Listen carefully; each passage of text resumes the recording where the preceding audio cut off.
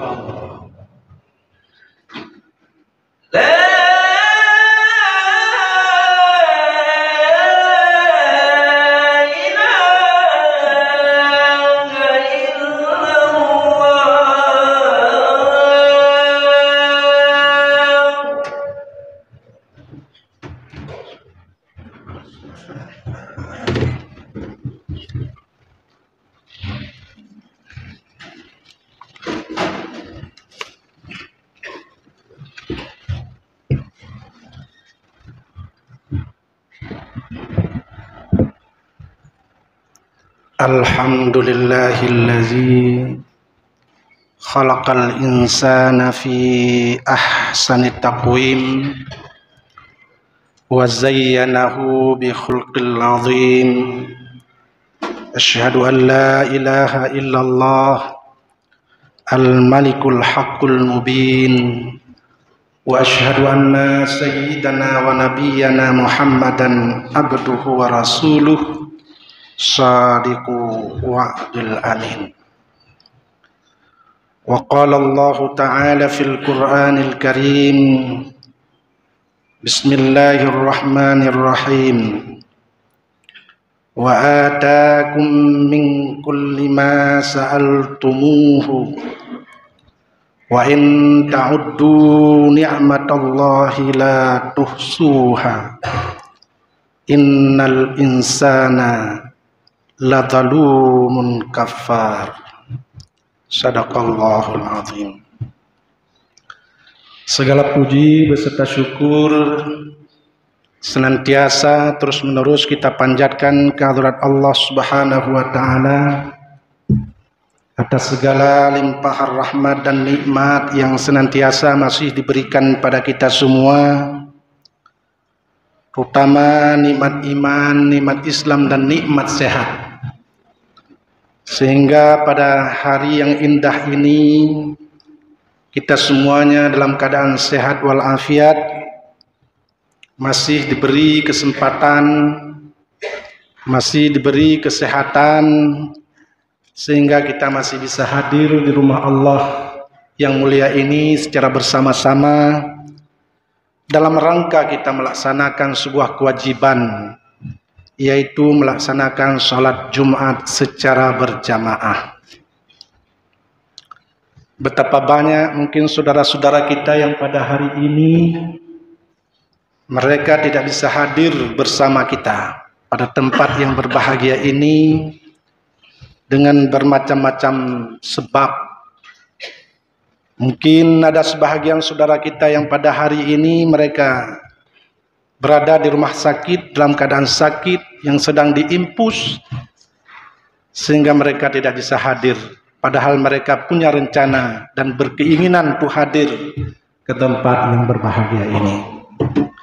Mungkin juga ada saudara kita yang hari ini berada di rumah dalam keadaan sakit, dalam keadaan lumpuh, dalam keadaan stroke, juga tidak bisa hadir pada tempat yang berbahagia ini.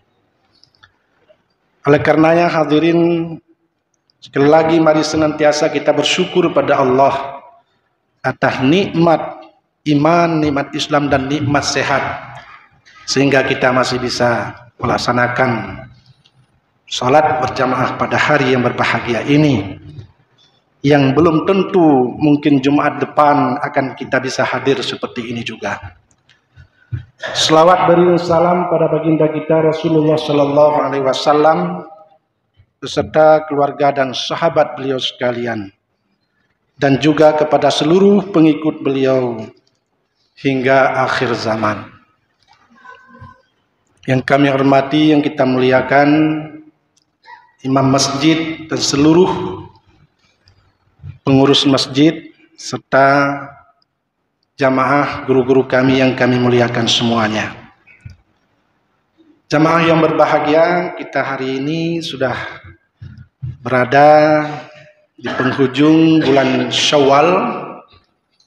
Bulan Ramadan sudah kita lewati dan sekarang sudah berada di bulan Syawal dan sudah berada di pertengahan ujung. Tentu hadirin yang berbahagia, bulan Syawal ini sudah termasuk bulan haji. Jadi al-hajju asyhurum ma'lumat.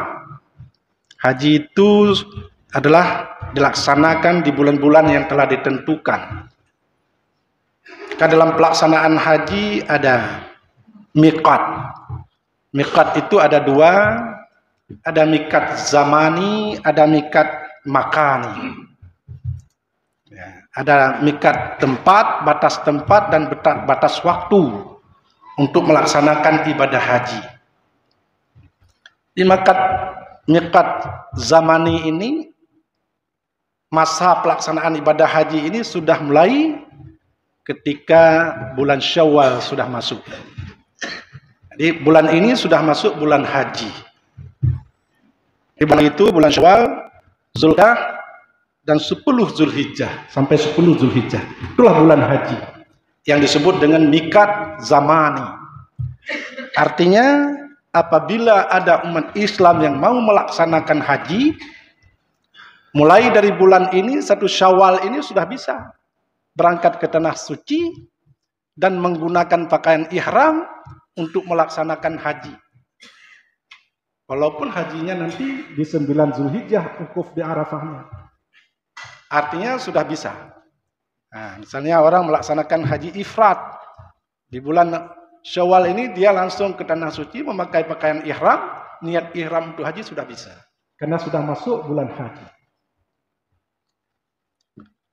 Jamaah yang berbahagia, alhamdulillah untuk tahun ini umat Islam di seluruh dunia sedang dipersiapkan dari berbagai negara untuk melaksanakan ibadah haji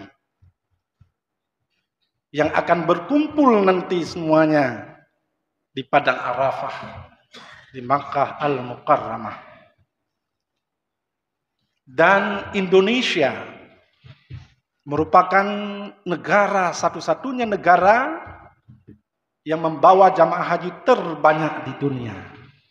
Alhamdulillah setiap tahun, termasuk tahun ini. Jadi tidak ada negara yang membawa jamaah yang lebih banyak daripada Indonesia. Maka oleh karenanya, ini sebuah prestasi atau kebanggaan tersendiri negara Republik Indonesia ini. Maka untuk tahun ini Indonesia akan membawa jamaah 241.000 orang. Tidak ada negara yang lain yang melebihi itu.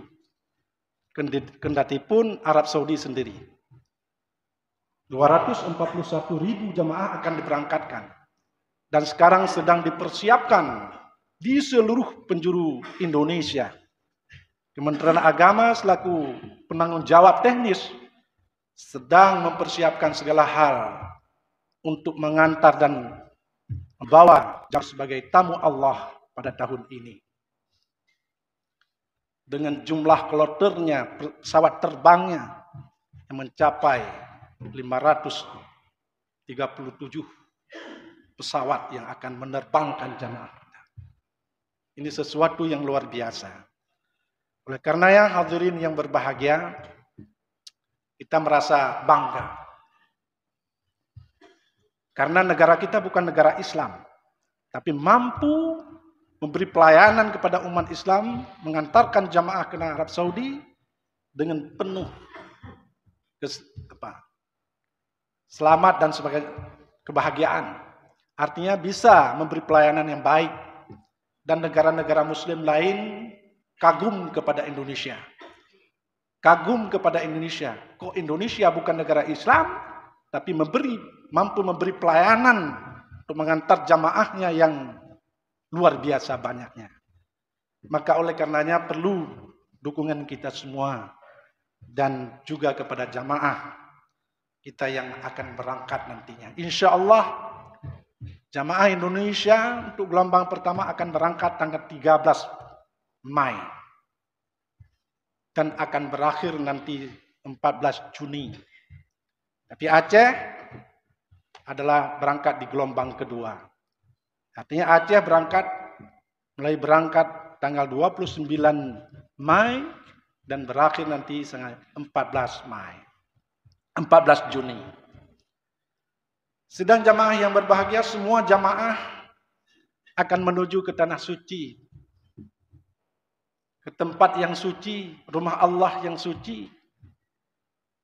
Karena tujuan yang paling utama di sana adalah salah satu yang tidak boleh ditinggalkan oleh jamaah adalah untuk melaksanakan tawaf di Baitullah.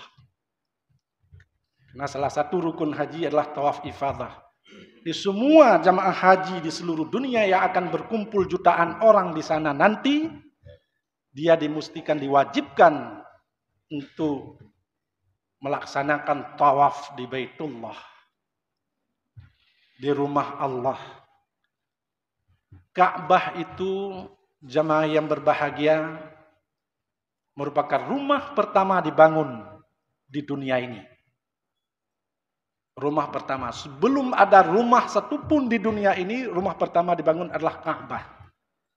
Bahkan Ka'bah itu sudah dibangun sebelum Nabi Adam diutus atau diturunkan ke bumi ini. Maka Ka'bah itu adalah rumah pertama. Inna awwala baitin wudi'a lin-nasi lallazi bi Bakkata mubarakan wa hudal lil alamin. Sesungguhnya Baitullah itu adalah rumah pertama. Dan Ka'bah itu berada di pusat dunia. Semua para ilmuwan, muslim dan non-muslim, sudah membuat penelitian mengkaji bahwa Ka'bah yang ada di Mekah itu adalah berada di pusat dunia, di tengah-tengah dunia. Maka setiap orang jamaah haji yang hadir ke sana dan melaksanakan tawaf, ketika dia melaksanakan tawaf, dia berada di posisi di tengah-tengah dunia. Maka Ka'bah itu dijadikan sebagai kiblat umat Islam di seluruh dunia. Jamaah yang berbahagia. Kemudian di bulan Zulhijjah nanti merupakan puncak daripada segala pelaksanaan ibadah haji, yaitu melaksanakan wukuf di Arafah pada tanggal 9 Zulhijjah. Maka bulan Zulhijjah itu merupakan bulan yang agung, bulan yang mulia. Dalam berbagai ungkapan disebutkan, inna syahra Zulhijjah syahrul akbar. Sesungguhnya bulan Zulhijjah itu merupakan bulan yang agung, bulan yang megah, hebat. Kenapa? Li'anna fiha syuri'atil hajju wal udhiyah. Karena di dalam bulan Zulhijjah itu ada dua syariat yang diperintahkan. Yang pertama melaksanakan ibadah haji, dan yang kedua melaksanakan udhiyah, berkurban, penyembelihan kurban. Oleh karenanya hadirin yang berbahagia, mungkin sebagian kita belum dipanggil atau belum masanya dipanggil untuk melaksanakan ibadah haji. Dan tentu bagi kita ada satu perintah, yaitu melaksanakan penyembelihan kurban di bulan haji. Karena kurban itu dalam bahasa Arab adalah udhiyah. Artinya binatang yang disembelih kurban, binatang yang disembelih kurban dalam bahasa Arab disebut an'am. An'am itu adalah binatang yang berkaki empat. Seperti unta, sapi, kerbau, kambing, biri-biri, dan sebagainya. Jadi binatang kurban itu harus yang berkaki empat. Tidak boleh yang kaki dua atau kaki lebih daripada empat. Di kurban itu dasar katanya daripada karuba yakrubu kurbanan. Ya, makna dasarnya itu mendekatkan diri. Orang yang menyembelih kurban itu mendekatkan diri kepada Allah. Dan orang yang berkurban itu juga mendekatkan diri sesama manusia. Ya, oleh karenanya hadirin yang berbahagia, kita mungkin ada waktu lebih kurang 1,5 bulan ke depan. Mari kita mempersiapkan diri untuk menyembelih kurban. Karena ketika kita mungkin belum mampu untuk melaksanakan ibadah haji, maka jangan kita tinggalkan satu syariat ini, yaitu menyembelih kurban.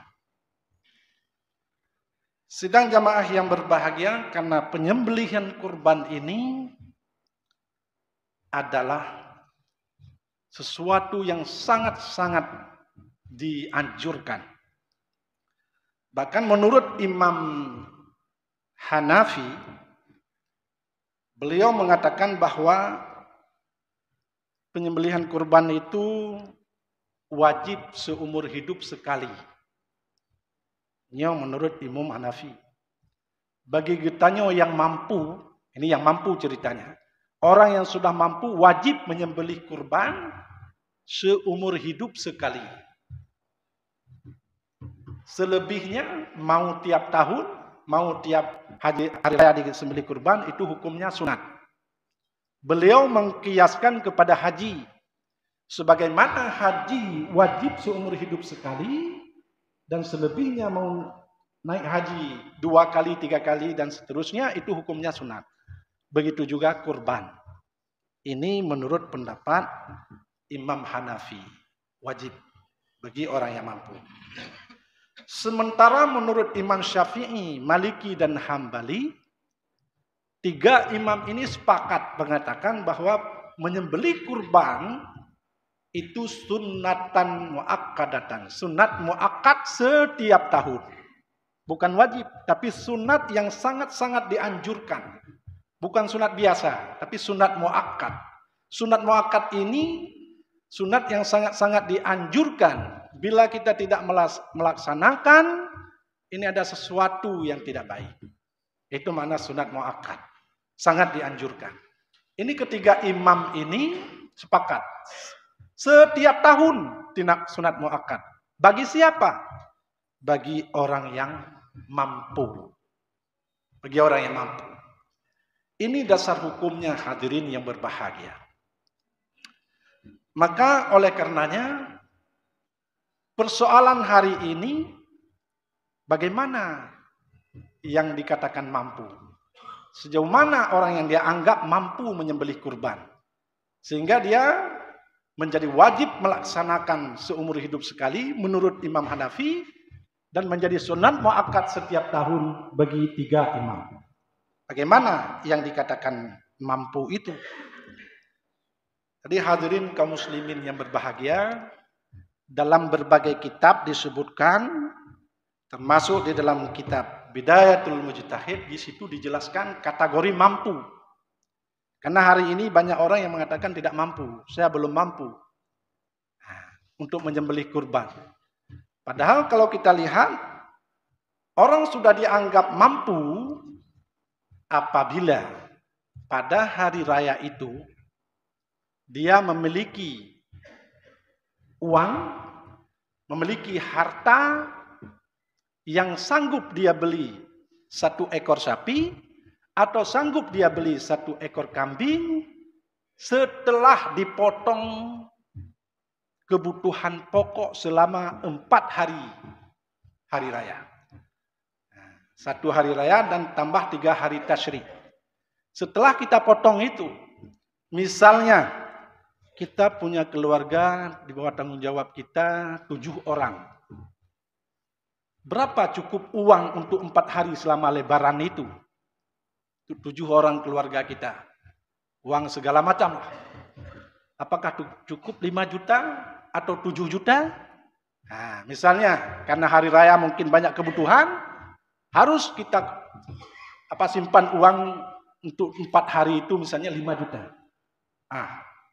Simpan dulu uang 5 juta. Setelah kita potong 5 juta itu, masihkah ada sisa uang kita yang sanggup kita beli 1 ekor sapi?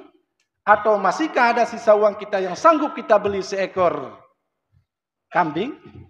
Apabila ada, itu namanya sudah mu'allaqah bil wujub. Sudah wajib. Oh, saya nggak punya uang, tapi ada di rekening. Sama aja.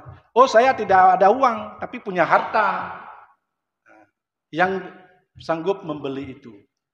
Jadi ini standar yang dimaksud mampu untuk menyembelih kurban. Sehingga kena 2 persoalan tadi.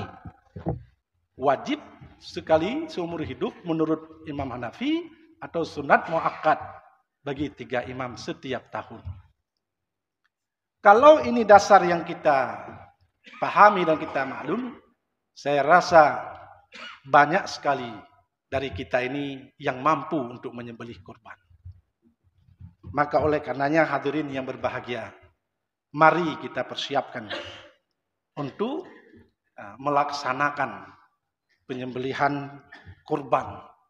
Karena penyembelihan kurban itu adalah sesuatu yang sangat baik. Nah, karena pada dasarnya ibadah kurban itu adalah sesuatu ibadah yang syarat dengan muatan sosial. Pada mulanya memang kurban itu diperintahkan kepada Nabiullah Ibrahim alaihi salatu wassalam. Pada dasarnya pada Nabiullah Ibrahim alaihi salatu wassalam yang diperintahkan untuk menyembelih anaknya. Coba bayangkan. Ini sebenarnya perintah yang tidak rasional. Perintah yang tidak rasional. Nabi Allah Ibrahim sudah berpisah dengan anaknya selama 12 tahun. Ketika dia bertemu dengan anaknya justru diperintahkan oleh Allah untuk menyembelih. Coba bayangkan. Secara logika tidak rasional. Tidak rasional. Dan ketika Allah memerintahkan Nabi Allah Ibrahim untuk menyembelih anaknya, Allah tidak memberitahu kepada Nabi Allah Ibrahim, sembelih saja, nanti yang akan disembelih bukan anakmu, tapi kibas. Tidak dikasih tahu. Tidak dikasih tahu seperti itu. Ini betapa ketaatan, kepatuhan Nabi Allah Ibrahim kepada Khaliknya, kepada Allah atas perintahnya. Padahal dia tidak dikasih tahu bahwa yang disembelih itu kibas. Sesuatu yang tidak rasional, demi kepatuhan, ketaatan kepada Allah, dia melaksanakan. Sama seperti Nabi Nuh. Coba bayangkan Nabi Nuh diperintahkan oleh Allah untuk membuat kapal di atas gunung. Membuat kapal di atas gunung. Semua umatnya menganggap Nabi Nuh udah gila itu. Kok membuat kapal di atas gunung? Biasa buat kapal di pinggir laut. Dan ketika Allah memerintahkan Nabi Nuh untuk membuat kapal di atas gunung, tidak dikasih tahu oleh Allah. Buat aja kapal, nanti bumi ini akan tenggelam. Bumi ini akan banjir. Akan terjadi banjir yang luar biasa. Tidak dikasih tahu. Tapi tetap Nabi Nuh melaksanakan perintah Allah. Itulah ketaatannya, kepatuhannya Rasul terhadap perintah Allah Subhanahu wa taala. Begitu juga Nabi Musa. Ketika Nabi Musa dikejar oleh Fir'aun, Allah memerintahkan Nabi Musa, lari kamu ke Laut Merah. Kok disuruh lari ke laut? Bagaimana bisa selamat kita? Perintah yang tidak rasional. Dan Allah tidak kasih tahu kepada Nabi Musa. Silakan lari terus, nanti laut menjadi jalan tol bagi kamu. Tidak dikasih tahu. Tapi Nabi Musa demi patuh perintah, walaupun tidak rasional, dia melaksanakannya. Ini hadirin yang berbahagia. Tetapi kenapa kita hari ini yang diperintahkan sangat rasional? Kita disuruh menyembelih seekor kambing dari hasil harta kita, kekayaan kita, atau 1 ekor lembu. Sangat rasional. Tapi perintah yang rasional pun kita masih banyak yang mengingkari. Masih banyak yang melawan.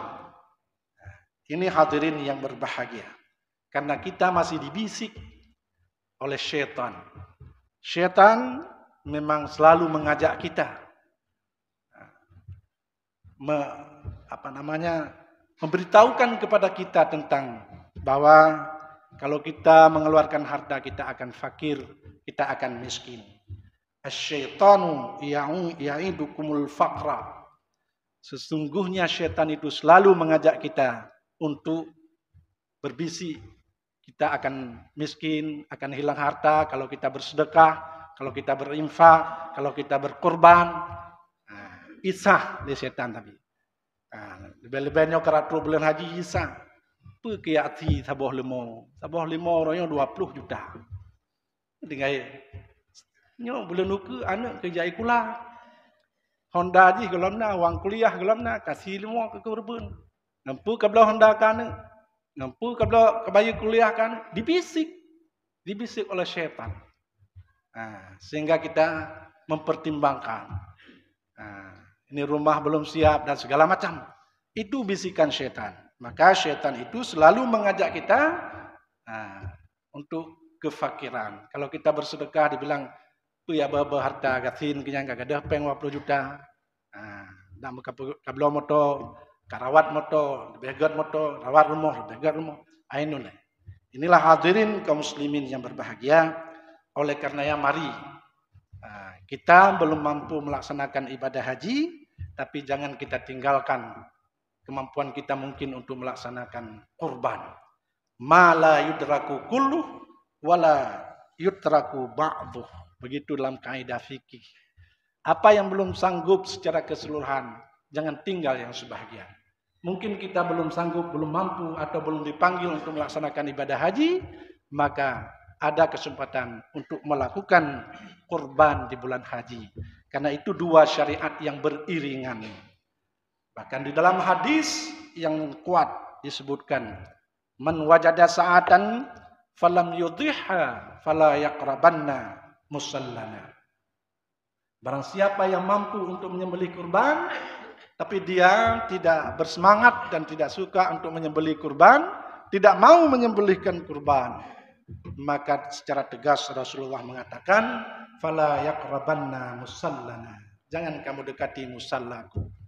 Disinilah para alim ulama atau para ulama mengatakan bahwa kurban itu merupakan sesuatu yang sangat ditekankan, sangat diperintahkan dalam agama kita. Hadirin kaum muslimin, jamaah Jumat yang berbahagia, barangkali itulah beberapa hal persiapan kita. Moga-moga tahun ini penyembelihan kurban di daerah kita akan harus lebih banyak dan lebih besar, karena setiap tahun di seluruh dunia jutaan binatang kurban disembelihkan oleh umat Islam di seluruh dunia, termasuk di Indonesia. Saya rasa demikian yang bisa kami sampaikan. Atas segala kekurangan kami mohon maaf. Atas segala perhatian kami ucapkan ribuan terima kasih. Amin, amin, ya Rabbal Alamin. Alhamdulillahi Rabbil Alamin. Wabihi nasta'in ala umurid dunya waddin. Sallallahu ala Muhammad. Usikum wa iyaya bittaqwallah. Faqad fazal muttaqun. Wa qala Allah ta'ala fil Qur'anil Karim. Bismillahirrahmanirrahim. Wa ta'awanu 'alal birri wat taqwa. Wala ta'awanu 'alal ismi wal 'udwan.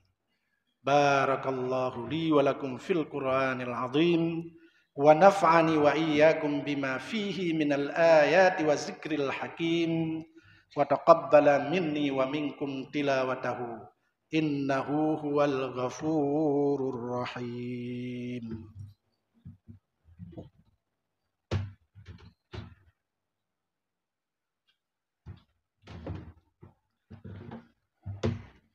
Alhamdulillahillazi arsala rasulahu bil huda wa dinil haq liyudhhirahu 'alad dini kullih walau karihal musyrikun.